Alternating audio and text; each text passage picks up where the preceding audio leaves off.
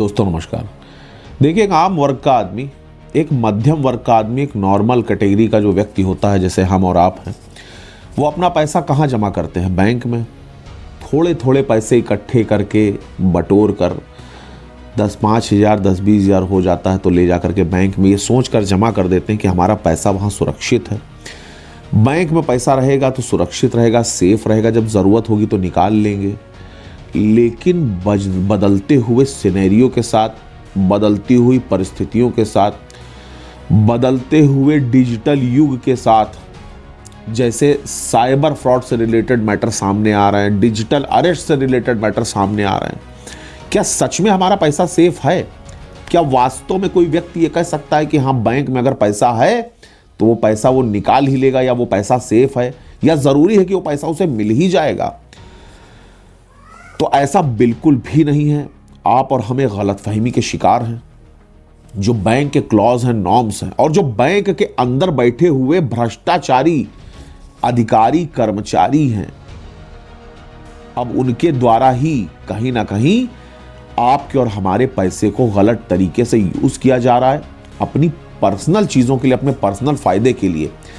जो corrupt officers bank के अंदर बैठे हुए हैं, उनके द्वारा एक आम आदमी के पैसे को गबन करने की प्रक्रिया की जा रही है। ठगों के साथ भी मिली भगत के कई मामले सामने आए हैं कि बैंक के जो कर्मचारी हैं, अधिकारी हैं, वो फ्रॉड करने वाले लोगों के साथ, साइबर ठगों के साथ, या जो ऐसी एजेंसियां हैं जो उनको अच्छा मोटा मुनाफा देती हैं, उनके साथ हमारे और आपके खाते की डिटेल को शेयर करने में हिचकिचाते नहीं हैं।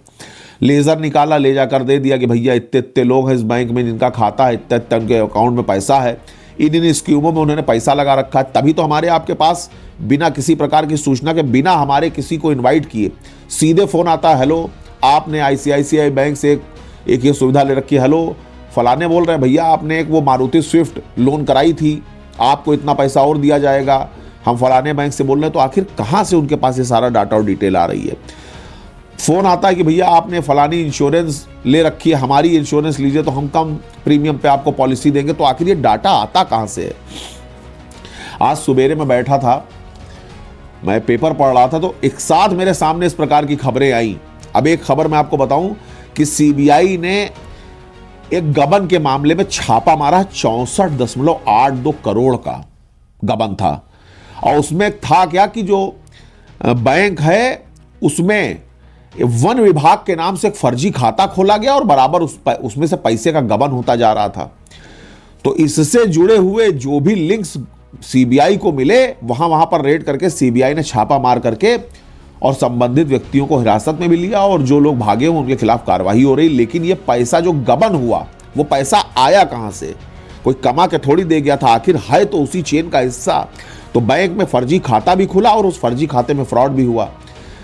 एक अलग जो खबर है वो भी मैं आपको बता दूं, बैंक के शाखा प्रबंधक व 2 अन्य पर ठगी का केस, यही लखनऊ की खबर है। अब यार, जब बिल्ली को दूध की रखवाली के लिए दे दोगे तो दूध फिर मिलेगा थोड़ी, चाय बनाने के लिए, पीने के लिए। दूध तो तुम्हारा चट हो गया, काम हो गया, खत्म। अब बताओ, बैंक के ब्रांच मैनेजर और जो और कर्मचारी हैं, उनके ही ऊपर ठगी का आरोप लगा, 3.54 लाख रुपीस का। ये भी किसी बेचारे एक आम इंसान का पैसा रहा होगा, हमारी और आपकी तरीके से, जिसने मेहनत की, पाई तिनका तिनका जुटा करके पैसा जमा किया होगा। FD घोटाला एक और है अलग न्यूज। बैंक मित्र व कर्मियों पर FIR। बैंक ऑफ बड़ौदा से जुड़ा है मामला, 4 दिन तक भटकते रहे पीड़ित। ये सब मैं अपने मन से नहीं बता रहा हूं, ये आप देख सकते हैं। अब आप सोचिए, बैंक ऑफ बड़ौदा में FD से संबंधित घोटाला सामने आया है। यानी कि जो फंड मैच्योर हो जाता है, जो पॉलिसी मैच्योर हो जाती है, उसमें गबन किसने किया? उस बैंक के ही अधिकारी और कर्मचारी ने। अब आप सोचो, आप किसके हाथ में अपनी मेहनत की गाढ़ी कमाई रख के आ रहे हो? कहां पर आपका पैसा सेफ है? क्या इस बात की गारंटी है कि जो पैसा आप 10 साल से लगातार थोड़ा थोड़ा करके जमा कर रहे हो, आप सोच रहे हो कि 10 साल बाद ये 50 लाख होगा तो निकालेंगे, बिटिया की शादी करेंगे, बेटे को पढ़ाएंगे, बीवी का इलाज कराएंगे, तीर्थ जाएंगे, बात समझ रहे हैं आप? तो कोई जरूरी है कि वो पैसा आपको मिले?